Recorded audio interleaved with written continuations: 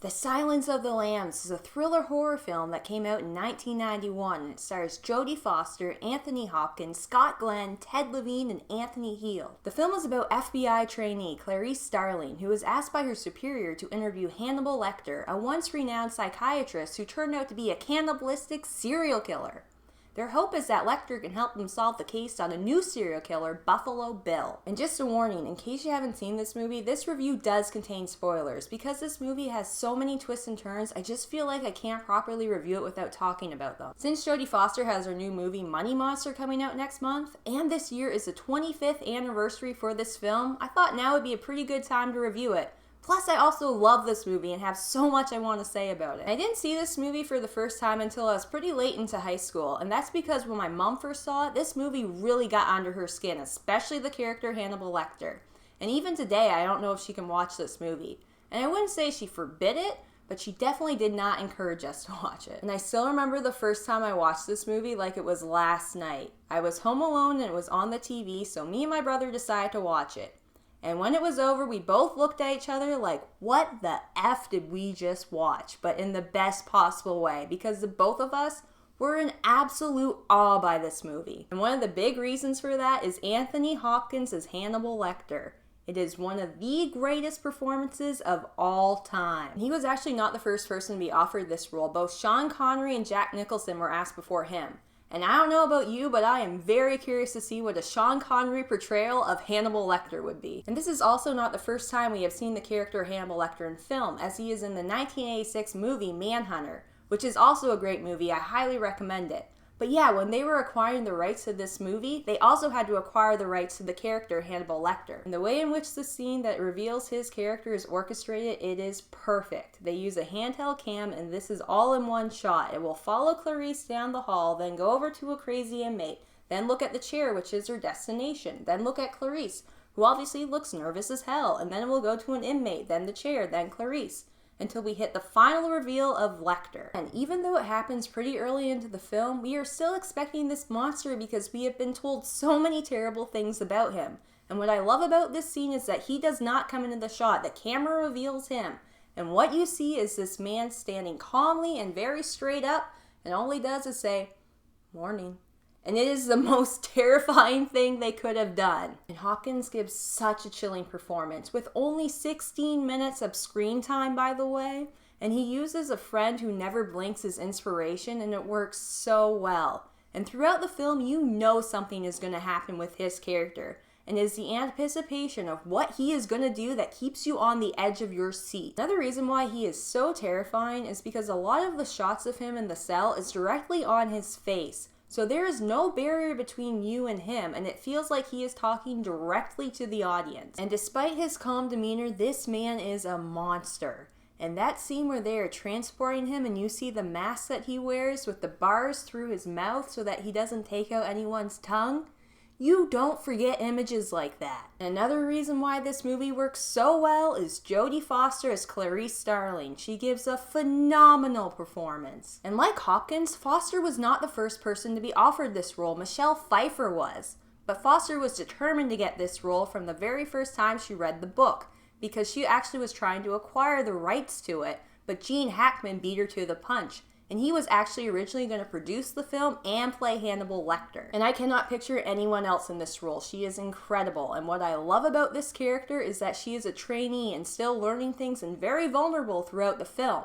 And on top of that, she is damaged. She lost both of her parents by the age of 10. And this makes her character so much more realistic and relatable. And this film is actually pretty progressive, focusing on a female trainee, because at the time, women were just starting to enter the FBI. What I love about this film is that it does not hit you over the head with this concept. There is never a scene where Clarice is talking about the struggles of women in the workforce. Instead, it sprinkles these sentiments throughout the film. Instead, they give us smaller scenes or shots, like when she is in the elevator and it's just her and a bunch of tall men around her, or when she is running and studying with her friend and all these men pass them and do a second take, Or like that scene at the funeral when her boss and a bunch of officers leave the room because they don't want to talk about gruesome details in front of a woman. And this film was shot at Quantico and was the first film to do so because they were trying to get more women to join the FBI. And really, when you think about it, at its most basic, the plot is about a woman trying to save another woman, and it is men who are trying to stop her. And I have to talk about the scenes with Lecter and Starling, because as wonderful as this film is, those scenes are where this film truly shines, and the back and forth between the two of them is incredible. And they only have 4 scenes together, and in all of them there is a barrier between the two of them, but those are the scenes that you remember the most. Their relationship also has an arc to it. In their first meeting, Clarice is very nervous, and Foster plays it really well by showing us through little gestures how she is feeling, but throughout the scene she is trying so hard to keep her composure. And what I love about these scenes is that Clarice has to earn the information, whether it being deciphering clues or telling Lecter about her past. And that final scene between the two of them with the lamb monologue, pure cinematic gold. And that scene was originally going to be a flashback, but as they started shooting, the director realized he would be crazy to take the camera off of them. And it is such a chilling scene. It does not need a flashback because Foster gives such an amazing performance. You are locked in on her and you start imagining the scene in your head. I also thought it was very clever how they reveal the title of the film in that scene, and how by killing Bill, she is silencing the lambs in her head. And Ted Levine as Buffalo Bill, I feel like he often gets forgotten because the other two performances are so incredible, but he does such a great job too. He's actually based on 3 different serial killers, and it definitely shows in that scene where he lures Catherine into his van. He is very smart, and then when he asks her if she is a size 14, it just sends chills down your spine. And the scene in which he and his cave is revealed is brilliant. It cuts from the previous scene where they're holding the butterfly and they say someone must have loved him. Then it cuts to the scene of butterflies and bugs, and you know you are in a different location. And then the camera swings to what you assume is his butcher room, and just for clarification, the camera dips down on a bunch of knives, and then you hear his victim starting to scream. And then the camera swings to a room with mannequins, and you see a quick glimpse of a camera on a tripod, and then it swings to Bill, who is facing away from the audience, sitting naked, sewing. And then you start hearing a dog barking, and you think that the camera is going towards Bill, but nope. It takes a swing down to a hall, and then you see his victim in a well. It tells you everything you need to know about that situation in 45 seconds, and aside from Catherine screaming, there is no dialogue, and it happens all in one shot. Freaking brilliant! And like Lecter, you are told a lot of information about Bill before you actually see him, so you have all these expectations leading up to him. And he succeeds them. And that scene with Catherine in the well and the lotion that she has to rub on her body, it is so chilling. And there is even a moment where he is telling her to put the lotion in the basket, and Catherine is yelling for her mom, where he takes a moment and like, yeah, what I'm doing is pretty terrible. And it keeps going, but it makes his character so much more realistic because deep down he knows what he is doing is wrong. Speaking of Catherine, I really enjoy Brooke Smith as a character. If you've seen Grey's Anatomy, you probably recognize her. But yeah, what I loved about her is that she is not a helpless victim. She actually captures the dog and is trying to find a way out of there. And finally, I love Anthony Heald's performance as Dr. Shelton, a pompous, egotistical asshole who you love to hate. I'm gonna be honest, at the end of the movie when Lecter says I'm having an old friend for dinner and it cuts to Shelton, I cannot help but smirk. And the direction by Jonathan Demme is superb. He keeps a serious and intense tone throughout the film's entirety. For example, the scene in the storage space, you know nothing bad is going to happen to Clarice, but you know something is gonna happen, and that keeps you on the edge of your seat. And what I love is that they could have easily built up to it and had a jump scare for the head.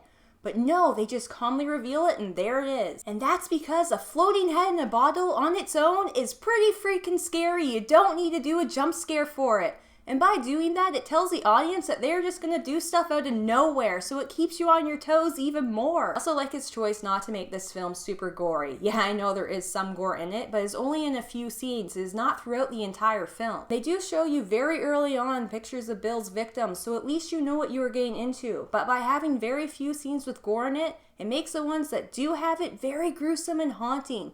You will never forget that shot with the cop hanging there from the cage. Finally, I haven't talked about two specific scenes, being the two twists in the movie because I wanted to save them for last. And the first twist in the ambulance when he takes off the other guy's face, I remember clear as day the first time I watched that, and my brother turns to me and goes, "That's brilliant!"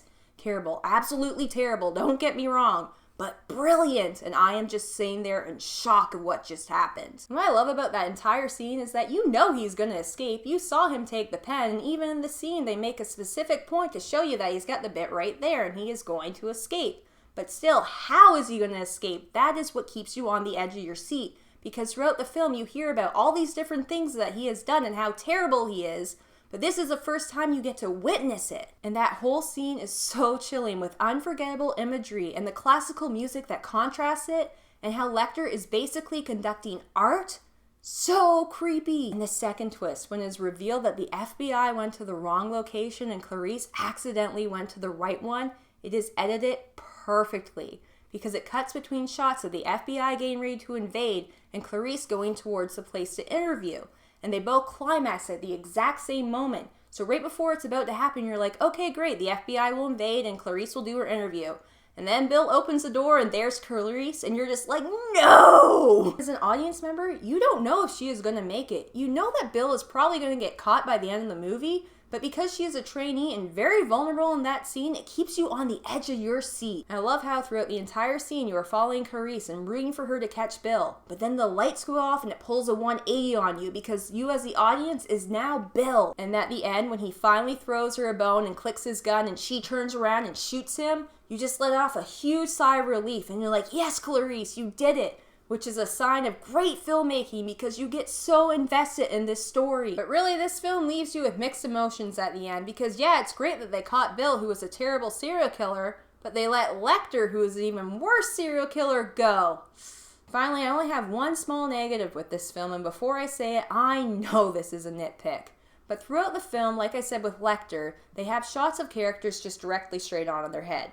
And for the most part, it works. But there is this one scene near the end with Clarice and her friend, and it does not work at all. I think the camera is too zoomed in on them, and for Foster, it just looks awkward. But for her friend, it does not feel like she is talking to Clarice. It feels like she is talking to the camera. And for that one moment, it takes me out of the film. I actually watched the making of this film, and in it, the friend says that you can see her lip tremble in the movie because she was so intimidated by having to talk directly to the camera. Again, I know that that is a really bad nitpick, but it did bother me, and when a movie is so close to being perfect as this one is, you notice even more when something doesn't work. And even though it is a classic today, this movie was released in February, Valentine's Day of all things, and back then, February was a dead zone too. And that is because no one knew what to expect from this movie, and some members of the crew felt like they had taken it too far. And that obviously was not the case, because this was a box office hit. And it is only one of 3 movies, the other 2 being It Happened One Night and One Flew Over the Cuckoo's Nest, to sweep the top 5 awards at the Oscars, being Best Picture, Actor, Actress, Director, and Adapted Screenplay. And a big reason for that, aside from everything else I've already said, is because this film is not about supernatural horrors. It is about something that could happen anywhere, and it really hits home. And that is what makes this film absolutely terrifying. Overall, I adore this movie. It is one of those films that you have to see once in your lifetime, and once you do, you will never forget it. I, of course, am going to give The Silence of the Lambs an A+. Let me know what you thought of the film and what some of your favorite thrillers are. Thanks for watching. If you enjoyed this video, please hit that like button, subscribe to my channel, or you can just click right here to see more.